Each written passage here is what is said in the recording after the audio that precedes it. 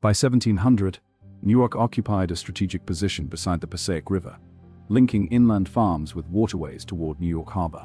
The settlement stood on fertile lowlands east of the Watchung Mountains, while nearby streams supplied water and powered early mills. Newark had been founded in 1666 by Puritan settlers from Connecticut, on land obtained from the Lenape through purchase during the period.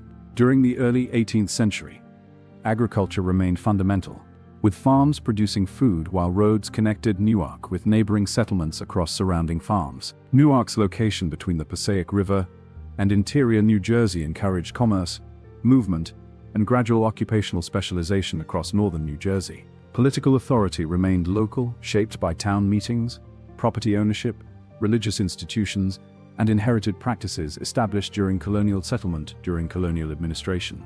The community's congregational origins influenced civic life, although religious diversity gradually increased as Newark developed economically and demographically during the 18th century. By the early 18th century, Newark's economy was no longer exclusively agricultural, as craft production began expanding alongside farming and local commerce. In 1730, tanning became established as an industry, eventually making leather production one of Newark's defining economic activities within the regional economy. Tanneries required hides, water, labor, and markets, connecting Newark's local economy with wider commercial networks beyond Essex County throughout surrounding markets. Leather manufacturing eventually produced shoes and boots, allowing Newark craftsmen to serve expanding regional demand for durable finished goods across regional markets. Metalworking followed tanning, adding another industrial activity and broadening the town's economic base beyond agriculture and household production and commercial activity. These industries remained relatively small initially, but they established skills and commercial relationships, later supporting larger-scale manufacturing for later expansion. Newark's economy therefore developed through gradual diversification, rather than an abrupt transition from farming into industrial production over several decades. The town's population remained modest during much of the 18th century, concentrated around established roads, farms, workshops, and churches. Households included farmers, artisans, merchants, laborers, and enslaved people, reflecting unequal social and economic relationships within colonial society of colonial Newark. Enslaved labor existed in colonial Newark, although its scale differed from plantation regions farther south, and remained part of household economies. Newark also occupied a political landscape shaped by New Jersey's colonial government and Britain's authority over the province during the colonial era. The American Revolution later transformed those political arrangements, but Newark's earlier institutions had already developed through local government and property relations. During the Revolutionary era, Newark's geographic position made it relevant to military movement between New York and New Jersey.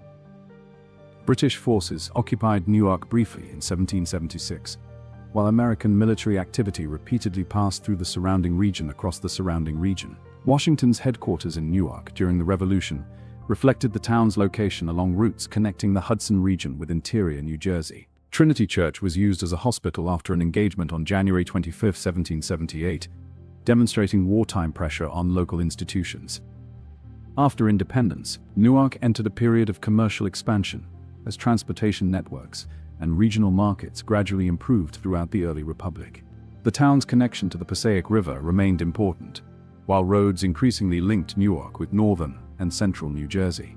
Early industrial development depended on access to raw materials, transportation, skilled labor, and markets within the expanding American economy. Newark's tanning trade benefited from these conditions, while metalworking expanded the range of goods produced by local enterprises. Population growth remained gradual before the 19th century, but economic opportunities increasingly attracted workers and entrepreneurs from surrounding communities. Newark's position near New York City gave its manufacturers access to a major commercial market without placing the town directly inside Manhattan. This proximity became increasingly important as improved transportation reduced the practical distance between Newark's workshops and New York's merchants. By 1800, Newark remained a town shaped by agriculture, but manufacturing was becoming more significant within its local economy. The early 19th century brought stronger connections between Newark and markets along the Passaic River, Hudson region, and interior New Jersey. Transportation improvements mattered because manufactured goods required dependable routes for incoming materials and outgoing products across the region. The Morris Canal became especially significant after its completion to Newark in 1831, connecting the town with coal and iron regions. The canal's eastern terminus gave Newark direct access to a transportation system designed to move heavy commodities across New Jersey. Anthracite coal supplied an increasingly important industrial fuel, reducing dependence on traditional wood supplies and supporting larger manufacturing operations. The canal also encouraged movement of iron ore, freight, and other materials, strengthening Newark's position within regional industrial networks. Industrialization therefore depended not only upon factories, but upon infrastructure connecting Newark to distant sources of energy and raw materials. Rail transportation soon added another layer, further reducing travel times between Newark, surrounding communities, and major commercial centers. The Morris and Essex Railroad was incorporated in 1835 to build westward from Newark toward Morristown and beyond. Its first section, between Newark and Orange, opened on November 19, 1836, marking a major transportation change in the growing city. Railroads allowed people and goods to move with greater speed and regularity, reinforcing Newark's role as a regional center. Newark's population increased sharply during these decades, reflecting both natural growth and migration associated with expanding economic opportunity. The census recorded 10,953 residents in 1830, establishing a measurable baseline before the city's rapid 19th century expansion before rapid expansion. By 1840, the population had reached 17,290, demonstrating substantial growth within only one decade during the early Republican governance.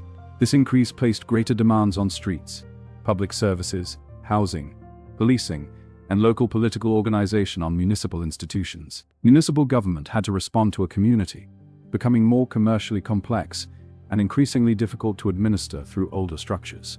In April 1836, Newark was incorporated as a city after roughly 170 years as a village and town. William Halsey became Newark's first mayor, while the new government included a common council and 4 wards for the growing population. The city charter represented a political response to population growth, economic expansion, and the administrative demands of urbanization. Newark's transformation from town to city occurred alongside industrial change, making political reorganization part of broader economic development. The new municipal structure also formalized policing, taxation, streets, and other responsibilities required by a denser urban population. Newark's first city watch was established in 1836, with 24 watchmen and a captain assigned to maintain nighttime order. These institutions reflected changing social conditions as commercial activity, population density, and movement through Newark increased as Newark expanded. Industrial growth also altered the distribution of economic power, strengthening merchants, manufacturers, skilled workers, and property owners within civic affairs. The older agricultural landscape did not disappear immediately, but manufacturing and transportation increasingly defined Newark's strategic importance across the urban economy. By the middle 1830s, Newark had reached a clear historical turning point, with industrial infrastructure and municipal government advancing together.